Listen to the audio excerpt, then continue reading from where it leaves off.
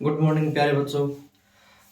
राधा स्वामी शिक्षा वाटिका के इस ऑनलाइन एजुकेशनल प्लेटफॉर्म पे आपका फिर से एक बार स्वागत है। प्रीवियस क्लास में हमने इंटीग्रेशन का इंट्रोडक्शन लिया था, ठीक है। तो आज उससे के आगे हम कंटिन्यू करते हैं। Let's start integration.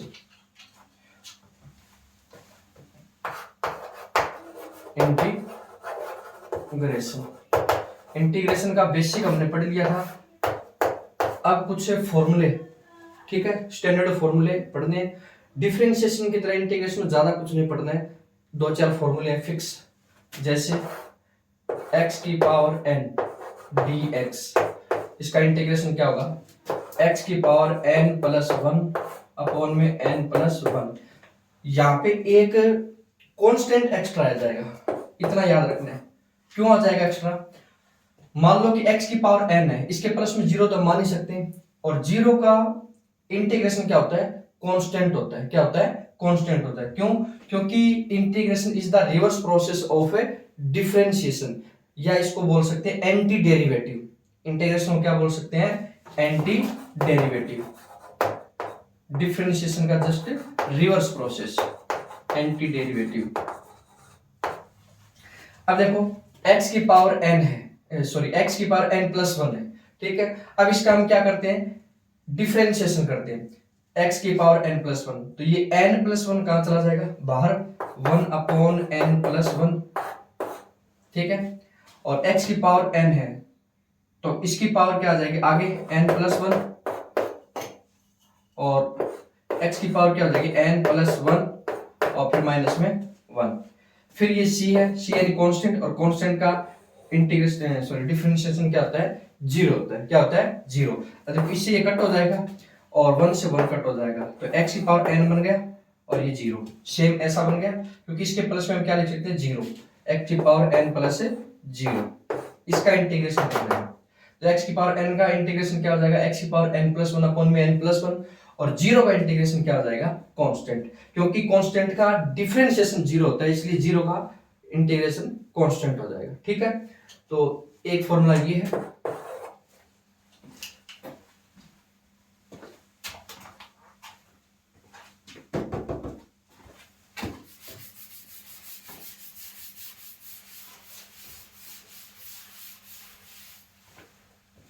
उसके बाद में सेकंड फॉर्मूला है। देखो इंटीग्रेशन में आपने u into V, sorry differentiation में आपने u इंटू वी और u अपॉन में v, उसके फॉर्मूले पढ़े थे। वो फॉर्मूले यहाँ पे थोड़े से क्या हो जाते हैं? कॉम्प्लेक्स हो जाते हैं, तो वो यहाँ पे हमें नहीं पढ़ेंगे। फिर नॉर्मली साइन x का इंटीग्रेशन क्या हो जाएगा?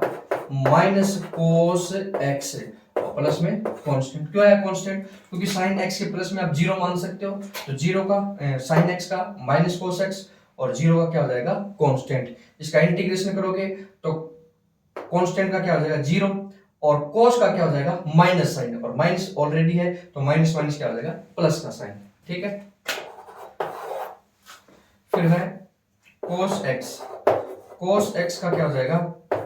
साइन x और प्लस में कांस्टेंट। साइन x का क्या होता है? इन डिफरेंशिएशन कोस x, तो कोस x का इंटीग्रेशन साइन x। आपको इंटीग्रेशन में एक हिंट याद रखनी चाहिए कि जब भी किसी भी फंक्शन का आप इंटीग्रेशन करोगे, और यदि उसमें क्या है? ट्रिग्नोमेट्रिक रेशियोज है, और यदि उसमें c से कोई ट्रिग्नोमेट्रिक रेशियो स्टार्ट हो रहा है, तो उसके आगे हमेशा ही क्या आएगा? माइनस आएगा। जैसे एक आपने पढ़ा था कोसेक x का डिफरेंशिएशन पढ़ा था, तो क्या आया था? कोसेक माइनस कोसेक x और कोट x, ठीक है। अब देखो इंटीग्रेशन करेंगे तो जस्ट इसका क्या आएगा? ऑपोजिट। जैसे आपने कोसेक x और कोट x का इंटीग्रेशन किया, इसका कंप्लीट का, तो क्या आ जाएगा? कोसेक x आ जाएगा। लेकिन कोसेक में c से स्टार्ट हो रहा है, इसका भी नहीं, क्या आ जाएगा? माइनस। क्या आ जाएगा? माइनस आ जाएगा, ठीक है। ये थोड़ा सा हिंट आपको, यदि कोई भी आप इंटीग्रेशन कर रहे हैं उसमें यदि कोई भी ट्रिग्नोमेट्रिक रेशियो सी से स्टार्ट हो रहा है तो उसके आगे हमेशा क्या आएगा, माइनस आएगा। ठीक है, तो 1 2 3 बेसिक बेसिक फॉर्मूले होगा, बस इतने काफी। अब आपको पढ़ना है, एक तो और देखना चाहो तो 2 फॉर्मूले और देख लो, किसके, log के और e के। जैसे आपने log x का इंटीग्रेशन डिफरेंशिएशन पढ़ा था, क्या था 1/x, यहाँ पे 1/x का क्या पढ़ेंगे, इंटीग्रेशन, तो क्या जाएगा log x प्लस में c, log x प्लस में c। फिर पढ़ा था e की पावर x, और इसका क्या हो जाएगा e की पावर x प्लस में c। ठीक है, प्लस में c हो जाएगा। इसके कुछ एग्जाम्पल कर लेते हैं।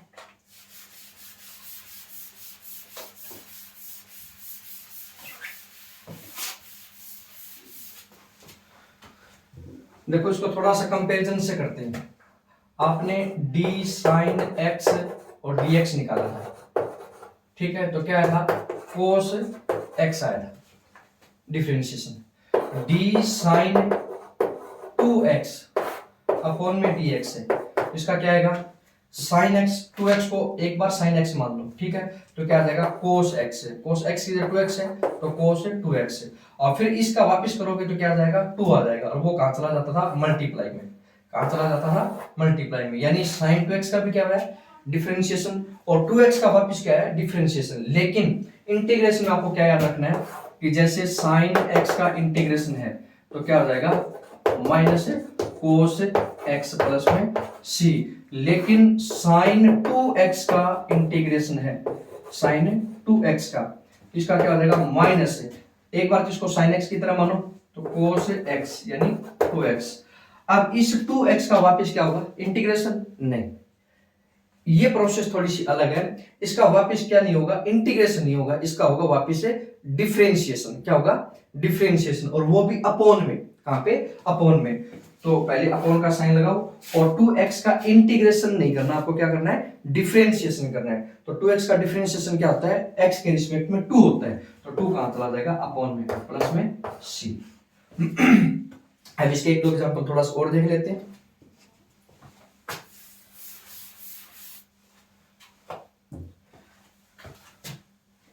जैसे sec स्क्वायर 4x का इंटीग्रेशन निकालना है, तो sec स्क्वायर x, देखो रिवर्स प्रोसेस इसका मीनिंग tan x का डिफरेंशिएशन क्या होता है sec स्क्वायर x होता है, तो sec स्क्वायर x का इंटीग्रेशन क्या हो जाएगा tan x हो जाएगा, इसका पहले डायरेक्ट tan x क्या हो जाएगा tan x, और x की जगह 4x, तो 4x, लेकिन 4x का वापस क्या होगा इंटीग्रेशन नहीं होके डिफरेंशिएशन, और वो कहां पे होगा अपॉन में, तो 4x का 4 प्लस में c।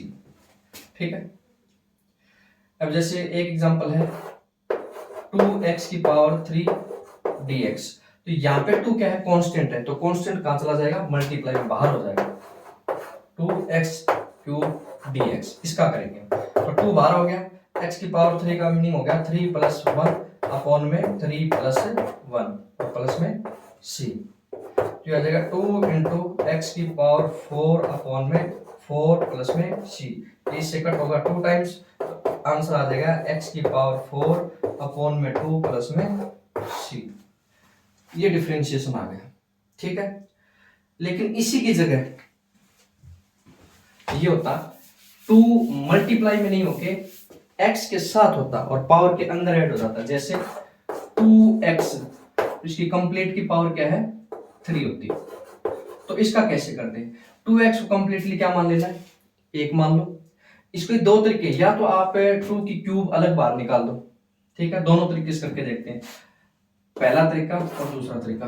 पहले तरीके में क्या किया कि 2 की पावर 3 इंटू एक्स की पावर 3 dx, 2 की पावर 3 यानी 8 बाहर आ गया, और x की पावर 3 का इंटीग्रेशन, तो 8 इंटू एक्स की पावर 4 अपॉन में 4 प्लस में c, यह आ जाएगा 2x की पावर 4 प्लस में c, या तो ये तरीके से कर लो, या फिर इस कंप्लीट को क्या मान लो x मान लो, तो x की पावर क्या हो जाएगा 2x की पावर n प्लस 1 नहीं है 4 अपॉन में क्या हो जाएगा 4, ठीक है।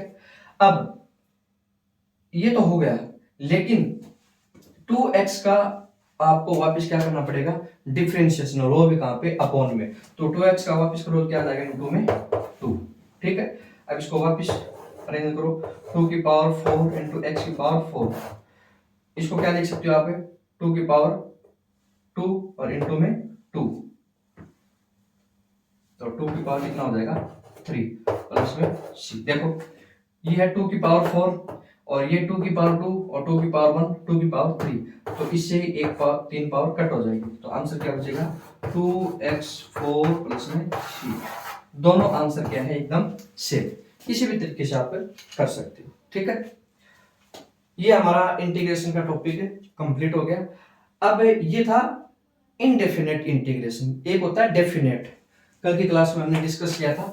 डेफिनेट में क्या होता है, इसमें लिमिट डिसाइड हो जाती है कि x की वैल्यू किस रेंज के अंदर आएगी। ठीक है, तो इसमें एक होती है अपर लिमिट और एक होती है लोअर लिमिट। लिखने का तरीका क्या है, देखो लिखने का तरीका है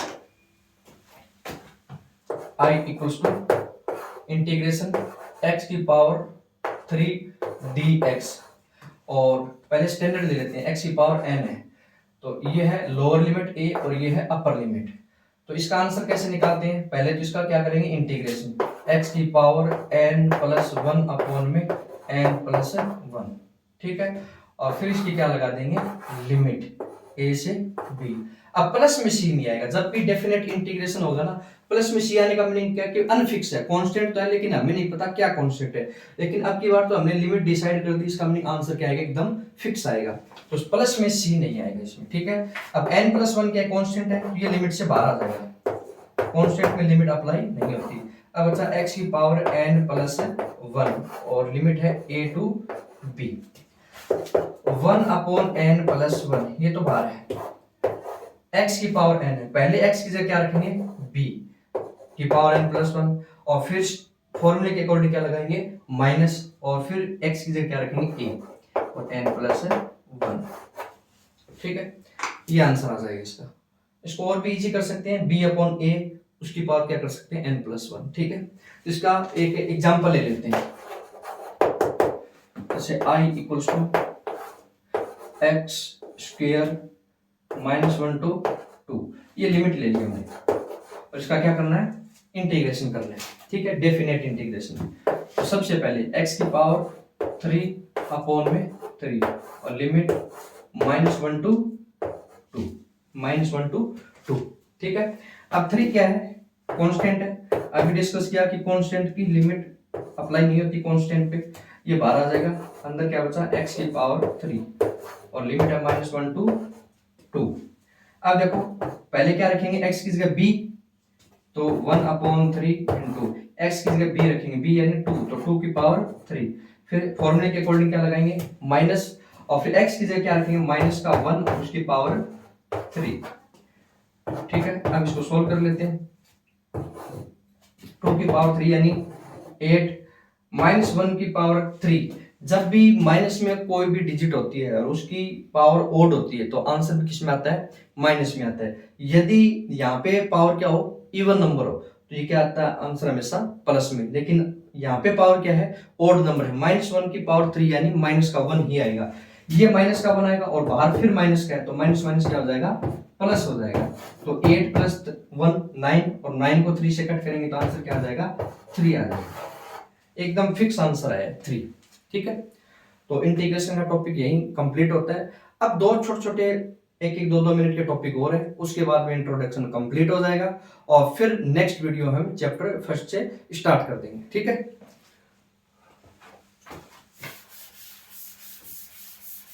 देखो कुछ फिजिक्स के अंदर, देखो मैथ का काम कंप्लीट हो गया, अब फिजिक्स में 2-3 बातें पढ़ लेते हैं कि फिजिक्स में कौन कौन से सिंबल यूज होते हैं, उनके नाम पहले से पता होने चाहिए हमें, क्योंकि नए सिंबल यूज होंगे, और मैं सारे सिंबल नहीं करवाऊंगा, बेसिक बेसिक वो सिंबल जो ज्यादातर यूज होते हैं, रेयरली कोई यूज होगा, कभी यूज होएगा तो ऑन द स्पॉट उसको बता देंगे इसको क्या कहते हैं। लेकिन अभी हम ओनली वो इसी के बारे में डिस्कस करेंगे जो एकदम इंपॉर्टेंट है, जो फ्रिक्वेंटली यूज होते हैं। ठीक है, तो सम सिंबल्स, देखो सबसे पहले है अल्फा, सेकंड है बीटा, थर्ड है गामा, फोर्थ है एप्सिलॉन, फिफ्थ है डेल्टा, सेवंथ है alpha beta gamma delta epsilon, फिर है पाई, एट्थ है काई, नाइन्थ है साई, टेंथ है फाई, 11th है काप्पा,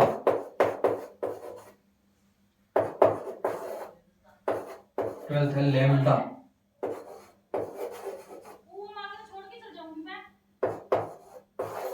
लैम्डा के बाद में है थीटा,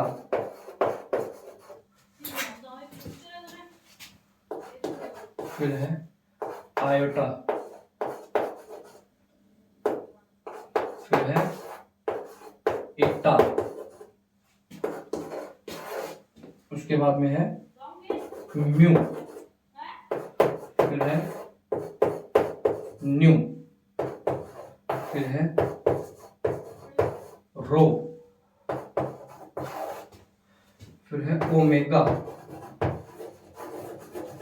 और फिर है सिग्मा।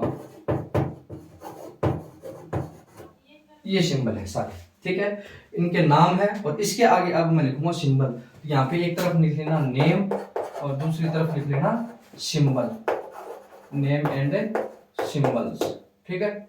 अल्फा का सिंबल होता है ये। हम हैंड रिटन सिंबल्स के बारे में देखेंगे। बुक में जो प्रिंटेड होते हैं उसमें थोड़ा सा डिफरेंस होता है, लेकिन ये एकदम सही है, ठीक है ना। बुक में थोड़ा सा इसको ट्विस्ट मिलेगा आगे से थोड़ा सा, और एक ही तरह दिखेगा आपको, लेकिन हमें बुक वाले यूज नहीं करने। बुक में तो प्रिंटेड होते हैं कंप्यूटर के थ्रू, और हम हैंड रिटन दिखेंगे, ठीक है। अल्फा, अल्फा के बाद में बीटा, यानी बी के थोड़ा सा नीचे तक ये लाइन ड्रॉ कर दो। अल्फा यानी ए है, जैसे ए लिखते हैं उसके दोनों तरफ आगे आप इसको बढ़ा दो तो ये अल्फा आ जाएगा। गामा ऐसे सीधी लाइन और फिर ऐसे वाई की तरह। एप्सिलॉन, एप्सिलॉन को ऐसे, ठीक है। स्मॉल ई, ई तो देखो ऐसे सीधी लाइन से लिखते हैं, सीधी लाइन से ऐसे, और इसको थोड़ा ऐसे कर देना है, ठीक है। उसके बाद में डेल्टा, डेल्टा को लिखते हैं ऐसे, एस को कंप्लीटली टच कर दो। फिर पाई, पाई तो बहुत बार यूज करते हैं, ये पाई है, ठीक है।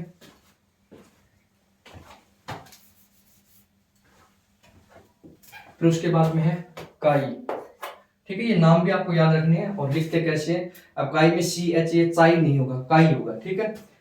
और इसमें कुछ वर्ड क्या होते हैं,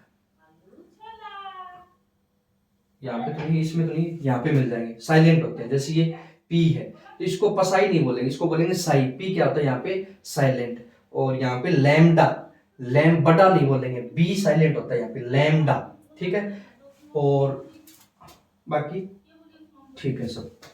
तो काई को कैसे लिखेंगे, एक्स की तरह, एक सीधा, और इसको थोड़ा ऐसे कर देंगे, एक्स की तरह सेम, थोड़ा सा ट्विस्ट कर देंगे इसको, ये क्या हो जाएगा, काई हो जाएगा। फिर है साई, साई को लिखेंगे शिव जी के त्रिशूल की तरह, त्रिशूल की तरह, ठीक है, ये हो जाएगा साई, ठीक है। फिर है फाई, फाई को ऐसे लिखेंगे, ठीक है। फिर है काप्पा, काप्पा को स्मॉल के और थोड़ा सा ट्विस्ट करके, ये थोड़ा सा ट्विस्ट कर देंगे यहाँ से, ठीक है।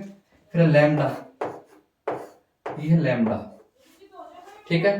फिर उसके बाद में थीटा, थीटा भी आपने यूज कर लिया है, ये है थीटा, ठीक है। फिर है आयोटा, आयोटा का मीनिंग होता है स्मॉल आई, इमेजिनरी नंबर के लिए यूज करते हैं। फिर इट्टा, इट्टा को एन लेकिन थोड़ा सा बड़ा, ऐसी स्मॉल एन लिखते हैं ना, इसको थोड़ा सा और थोड़ा बड़ा कर देना, ये क्या हो जाएगा, इट्टा। फिर म्यू, म्यू को स्मॉल यू लिखते हैं लेकिन दोनों तरफ आपको ऐसे बढ़ा देना है। फिर न्यू, न्यू को वी लिखते हैं लेकिन थोड़ा सा ट्विस्ट करके।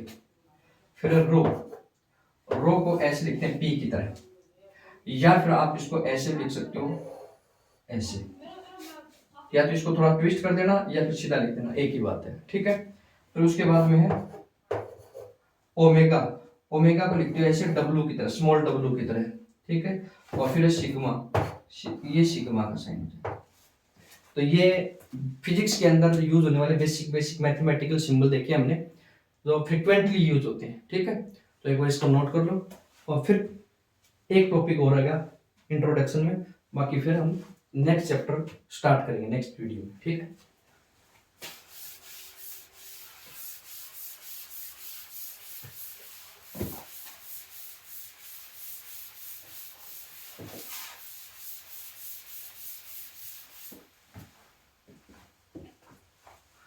देखो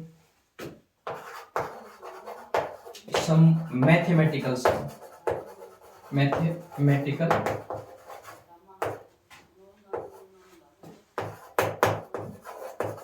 साइन जैसे पहला है, सभी को पता है किसका साइन है, ये इक्वल्स टू का, किसका है, इक्वल्स टू, बराबर के लिए यूज करते हैं। फिर है ये, इसका मीनिंग होता है नॉट इक्वल्स टू, क्या होता है, नॉट इक्वल्स टू, ठीक है।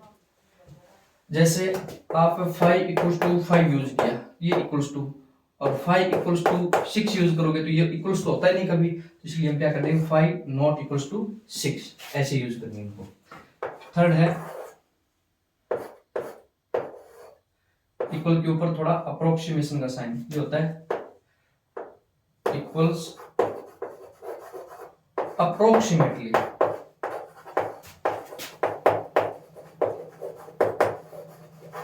जैसे 4.99, इसको आप इक्वल 5 पे नहीं कर सकते क्योंकि बिल्कुल इक्वल तो है नहीं, लेकिन ये क्या है, लगभग इक्वल है, अप्रोक्सीमेटली इक्वल है, इसलिए ये साइन यूज करते हैं, ठीक है।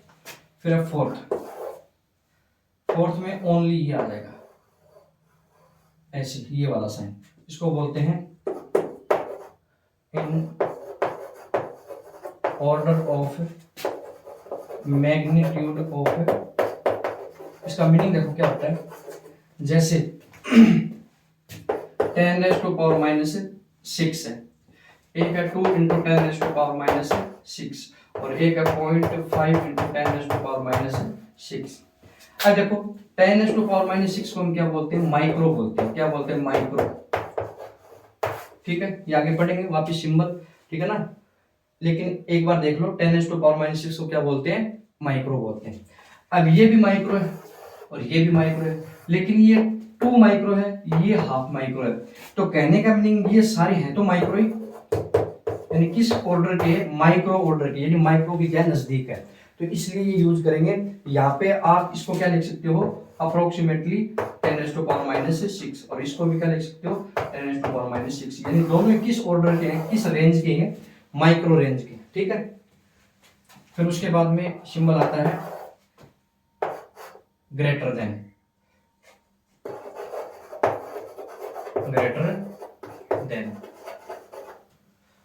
फिर आता है ग्रेटर देन और इक्वल, ग्रेटर देन और इक्वल, इसको बोल सकते हैं इज नो, देखो ग्रेटर है तो बोल सकते हैं less, is no less than, जैसे x, इसको बोलेंगे x इज ग्रेटर देन और इक्वल टू 5, या फिर इसको बोल सकते हैं x is no less than 5, यानी x ना 5 से कम नहीं है, या तो 5 है या फिर 5 से ज्यादा है, ठीक है। फिर ऐसे ही नेक्स्ट सिंबल आ जाएगा लेस देन, ठीक है। फिर 8th आ जाएगा लेस देन और इक्वल।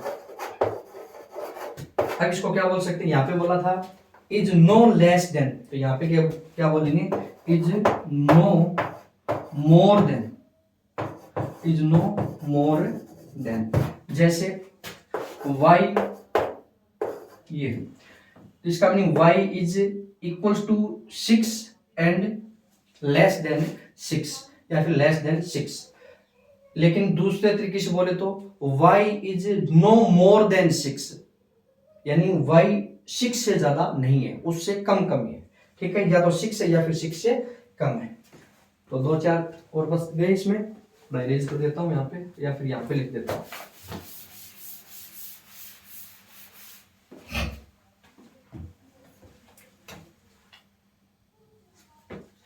फिगर 9, जैसे आपने लिख दिया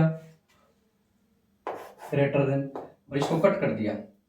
इसको कट करने का मीनिंग ये हुआ कि ग्रेटर देन नहीं है, इसका मीनिंग क्या बच गया, इसको आप ऐसे लिख सकते हो ना, लेस देन और इक्वल। फिर 10 है, आपने ग्रेटर और इक्वल को कट कर दिया, इसका मीनिंग इसको क्या लिखते हो, ओनली लेस। फिर 11 है, लेस को आपने कट कर दिया, इसका मीनिंग ये क्या है, ग्रेटर और इक्वल।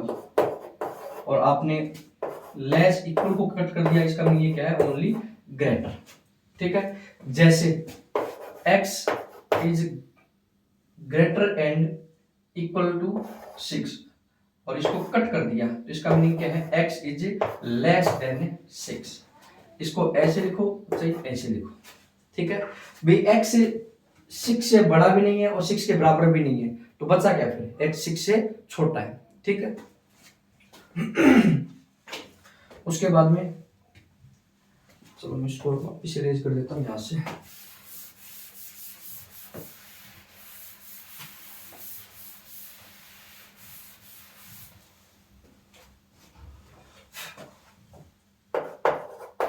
कई बार प्लस और माइनस एक साथ आ जाते हैं, इसका मीनिंग होता है प्लस और माइनस, या तो कोई डिजिट प्लस है या फिर क्या है, माइनस है। जैसे x इक्वल्स टू, यहाँ पे लिख देता हूँ, x equals two plus minus 10, एक साथ आ गया प्लस माइनस, इसका meaning x equals two plus 10 और माइनस 10, यानी x की वैल्यू दोनों हो सकती है, या तो प्लस 10 हो सकती है या फिर माइनस 10 हो सकती है। फिर आता है ऐसे अल्फा की तरह, तो इसको बोलते हैं is proportional, is proportional. Proportional का मीनिंग क्या होता है, इज प्रोपोर्शनल टू, इसका मीनिंग होता है कि ये x है ना, x किसी डिजिट पे ऐसे डिपेंड कर रहा है, जैसे जैसे ये बढ़ रहा है वैसे वैसे ये बढ़ रहा है, जैसे जैसे ये कम हो रहा है वैसे वैसे ये कम हो रहा है, लेकिन इक्वल नहीं है। क्या नहीं है, इक्वल नहीं। इसको थोड़ा सा प्रोसेस से समझते हैं, देखो कैसे। जैसे 5 इक्वल्स टू क्या आ जाएगा, 5 आता है। इस दोनों के बीच में देखो, 5 और 5 के बीच में आपको कोई सिंबल लगाना है, तो एक ही सिंबल लगेगा, ये। 5 और 6 के बीच में लगाना है तो ये सिंबल लगेगा, 5 और 4 के बीच में लगाना है तो ये सिंबल लगेगा, ऐसे सिंबल लगेंगे। ठीक है, लेकिन मान के चलो कि ये 5 है और यहाँ पे भी 5 है, लेकिन मैंने इसको क्या कर दिया, 10, इसको क्या मान लेते हैं, 15 मान लेते हैं। इसको 10 कर दिया, इसको 30, इसको 15 कर दिया, इसको 45, इसको 20 कर दिया, इसको 60, इसको मान लो 100 कर दिया, इसको 300। अब देखो आपको इन बीच में एक सिंबल लगाना है, क्या लगाना है, एक सिंबल, और साथ में इसको इक्वेशन में कन्वर्ट करना है। क्या करना है, इक्वेशन में। कैसे कि जैसे ये है लेफ्ट साइड के सारे, तो लेफ्ट में देखो 5 है, 5 का जस्ट डबल क्या होता है 10, और 5 का जस्ट ट्रिपल क्या होता है 15, यानी 5 का डबल किया, ट्रिपल किया, 4 टाइम किया और ये 20 टाइम किया। लेकिन यहाँ पे देखो, यहाँ पे क्या हो रहा है, 3 टाइम हो रहा है, यहाँ पे भी 3 टाइम हो रहा है, यहाँ पे भी 3 टाइम हो रहा है, यहाँ पे भी 3 टाइम, और आगे भी 3 टाइम। तो ये 3 टाइम फिक्स हो चुका है, यानी लेफ्ट साइड और राइट साइड आपस में कैसे कनेक्टेड है, 3 टाइम से कनेक्टेड है। जैसे लेफ्ट साइड को आप 3 से मल्टीप्लाई कर दोगे, राइट साइड आ जाएगा, लेफ्ट को 3 से मल्टीप्लाई किया, राइट से आ जाएगा, राइट आ जाएगा। या फिर आप राइट को 3 से डिवाइड कर दो तो लेफ्ट आ जाएगा, राइट को 3 से डिवाइड किया, लेफ्ट आ जाएगा। कहने का अपनी पैटर्न फॉलो हो रहा है, फिक्स पैटर्न है। तो इसलिए आप क्या कर सकते हो कि 5 इक्वल तो नहीं है 15 के, लेकिन लेफ्ट साइड डायरेक्टली प्रोपोर्शनल है राइट साइड के। कहने का मीनिंग लेफ्ट साइड जैसे जैसे अपना पैटर्न चेंज कर रही है, वैसे वैसे एक फिक्स रेशियो में राइट साइड भी अपना पैटर्न चेंज कर रही है। ठीक है ना, तो आप ऐसे लिख सकते हो इस सिंबल को, जैसे प्रोपोर्शनल का सिंबल हटता है तो यहाँ पे 2 सिंबल आ जाते हैं, एक तो आता है इक्वल का, क्योंकि कोई भी वैल्यू जब तक इक्वल नहीं होगी तब तक हमें समझ में नहीं आता, हर इक्वेशन को हम इक्वल रखते हैं, ठीक है। तो इक्वल कर दिया, और यहाँ पे क्या आ जाएगा कांस्टेंट, और कांस्टेंट यहाँ पे क्या रहा था 1/3 आ रहा था, क्या रहा था राइट साइड को 1/3 से मल्टीप्लाई कर दोगे तो ये लेफ्ट साइड के इक्वल आ जाएगा। तो इसको आप ऐसे लिख सकते हो ना कि L equals to 1/3 into R। अब देखो यहाँ पे पुट करो 30 पुट करो, तो 30 के अपॉन में 3 कट करो, क्या आ जाएगा लेफ्ट साइड 10 आ जाएगा। यहाँ पे 15 पुट करो, तो 15 को 3 से डिवाइड करो, यहाँ पे क्या आ जाएगा 5। तो कहने का मीनिंग आपने इसको L डायरेक्टली प्रोपोर्शनल R को कन्वर्ट किस में कर दिया, एक इक्वेशन में, और इसकी जगह क्या आ गया इक्वल, और साथ में कांस्टेंट, और कांस्टेंट की वैल्यू यहाँ पे क्या आई है 3, ये इक्वल में कन्वर्ट हो गया, ठीक है। आया समझ में?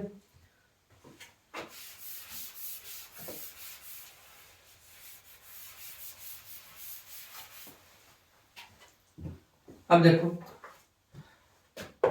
15 प्लस माइनस आ गया, इस प्रोपोर्शनल आ गया, और एक रह जाता है सिग्मा या समेशन बोलते हैं। इसका मीनिंग होता है द सम ऑफ, जैसे आपने लिख दिया x और यहाँ पे लगा दिया i, और यहाँ पे लगा दिया i इक्वल्स टू 1, और यहाँ पे लगा दिया मान लो n। इसका मीनिंग सम हो जाएगा x, पहले क्या रखेंगे 1 रखेंगे, जैसे इसको समझा देता हूँ मैं अच्छे से, x i, और i कहाँ से स्टार्ट हो रहा है 1 से, और ये n तक जा रहा है, ठीक है। इसको लिखेंगे x1, i की जगह क्या रखेंगे 1, फिर ये समेशन क्या करेंगे इसको प्लस, फिर क्या रखेंगे 2 3 कहाँ तक जाएगा n तक, तो x2 plus x3 plus dot dot dot plus xn, ठीक है। इसको एक एग्जांपल से समझते हैं, जैसे n i इक्वल्स टू 3 और ये है 7, यानी n यहाँ पे क्या नेचुरल नंबर है, कहाँ से स्टार्ट हो रहा है 3 से, और लास्ट कहाँ तक जाएगा 7 तक, ठीक है ना। यानी n की जगह 7 आ गया, और i की जगह कौन आ गया 3 आ गया, इसका मीनिंग 3, फिर समेशन क्या करेंगे इसको प्लस, 3 के बाद में 4, फिर 5, फिर 6, और फिर 7, बस। अब इसका क्या कर देंगे सम कर देंगे, क्योंकि लास्ट 7 तक जा रहा है, इसका मीनिंग होता है ये। एक एग्जांपल और देख लेते हैं, जैसे यहाँ पे x का स्क्वायर, ठीक है, और यहाँ पे i, या फिर आप ऐसे लिखो, यहाँ पे i का स्क्वायर लिख दो, और i की वैल्यू है 2 से और 6 तक। इसका मीनिंग ये हुआ कि i की जगह पहले क्या रखेंगे 2, और 2 का क्या करेंगे स्क्वायर, फिर क्या करेंगे प्लस, फिर रखेंगे 3 का स्क्वायर, फिर 4 का स्क्वायर, फिर 5 का स्क्वायर, और फिर 6 का स्क्वायर, लास्ट में 6 तक चला है। और अब इसको क्या कर देंगे ऐड कर देंगे, ठीक है। ये हो गया समेशन का। एक और रह गया एवरेज, या तो आपको x के ऊपर ऐसे बार लिखा हुआ मिलेगा, या फिर x के ऐसे ग्रेटर और लेस के साइन मिलेंगे, और या फिर x के एवरेज। इसका एवरेज का मीनिंग ये है कि मान लो 3 स्टूडेंट का वेट है 20 किलोग्राम, 25 किलोग्राम और 30 किलोग्राम, तो एवरेज निकालो, तो सभी को ऐड कर देंगे, जैसे 20 25 और 30, और अपॉन में क्या कर देंगे 3 से डिवाइड कर देंगे, 4 होते हैं 4 से डिवाइड कर देते, ये क्या आता है एवरेज। तो आज के लिए साथियों इतना ही, आपका इंट्रोडक्शन फेज का कंप्लीट होता है। नेक्स्ट वीडियो हम प्रेजेंट करेंगे चैप्टर फर्स्ट को, ठीक है। तो आज के लिए इतनी, thank you, have a nice day.